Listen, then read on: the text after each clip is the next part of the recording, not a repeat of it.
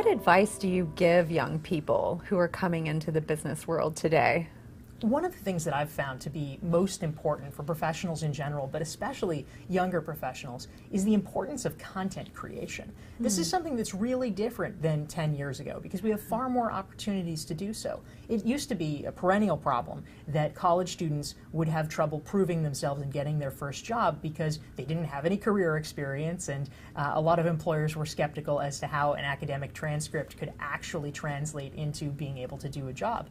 But now, students have the ability to really prove themselves in different ways, because if you start blogging or sharing content in other ways about the area of expertise that you're really interested in, whether it's about fashion or marketing or food or wherever you want to go, you have the ability to really show people what you know, how you can communicate about it. You can create your own track record, and it doesn't matter if you're 19 years old and an undergraduate or 35 years old and a current professional. You can give people a taste of what your work is like and make them say, I like her perspective, I want to hire her.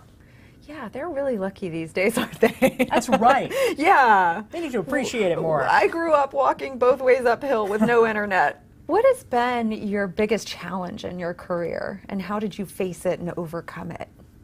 Well, I think one of the challenges that I've faced, which is a fairly common one these days, is that thanks to the internet, it's easier than ever to get your message out there, but it's harder than ever for your message to be heard.